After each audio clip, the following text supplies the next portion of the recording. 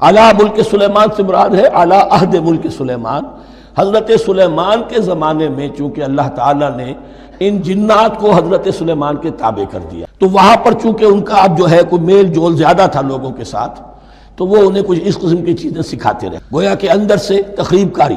وَاتَّبَعُوا مَا تَتْلُو الشَّيَاطِينُ عَلَىٰ مُلْكِ سُلَيْمَانَ وَمَا كَفَرَ سُلَيْمَانُ وَلَٰكِنَّ الشَّيَاطِينَ كَفَرُوا، اور سن لو سلیمان نے کبھی کفر نہیں کیا بلکہ یہ شیاطین تھے کہ جو کفر کر رہے۔ جادو کفر ہے، لیکن آپ کو نقش سلیمانی آج تک بھی لفظ ملے گا، نقش سلیمانی۔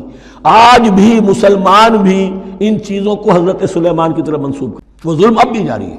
وما کفر سلیمان ولکن الشیاطین کفروا یعلمون الناس السحر، وہ لوگوں کو جادو سکھاتے تھے۔ وما انزل علی الملکین ببابل ہاروت و ماروت، اور جو کچھ نازل کیا گیا دو فرشتوں پر، ہاروت اور ماروت پر، بابل میں۔ بابل یہ ہے پرانا عراق، بیبلونیا۔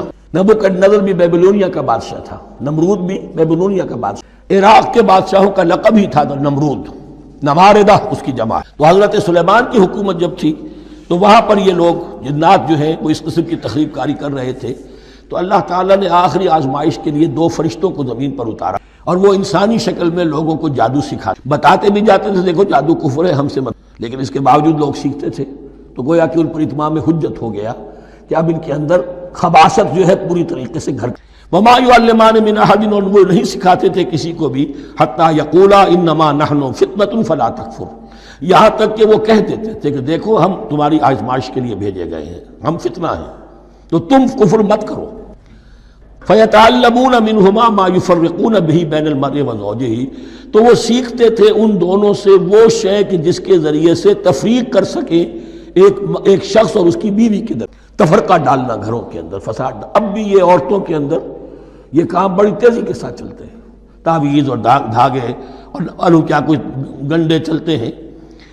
وما هم بضارین بہ من احد، اور نہیں تھے وہ ضرر پہنچانے والے کسی کو کچھ بھی الا باذن اللہ۔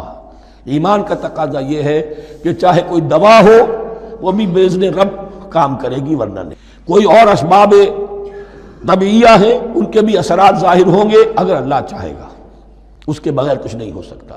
جادو کا بھی اثر ہوگا تو اللہ کے اذن سے ہوگا، تو بندہ مومن کو ڈٹے رہنا چاہیے اور مقابلہ کرنا۔ وما هم بضارین بہ من احد الا باذن اللہ ویتعلمون ما یضرهم ولا ينفعهم، اور وہ سیکھتے تھے ان سے وہ چیزیں جو ان کے لیے مضرت بخش تھیں، ضرر پہنچانے والی اور انہیں نفع نہیں پہنچاتی تھیں۔ وَلَقَدْ عَلِمُوا لَمَنِ اشْتَرَاهُ مَا لَهُ فِي الْآخِرَةِ مِنْ خَلَاقٍ، حالانکہ یہ بات ان کے علم میں آ چکی تھی کہ جس نے بھی اس چیز کو حاصل کیا، جادو سیکھا، اس کا پھر آخرت میں کوئی حصہ نہیں ہے۔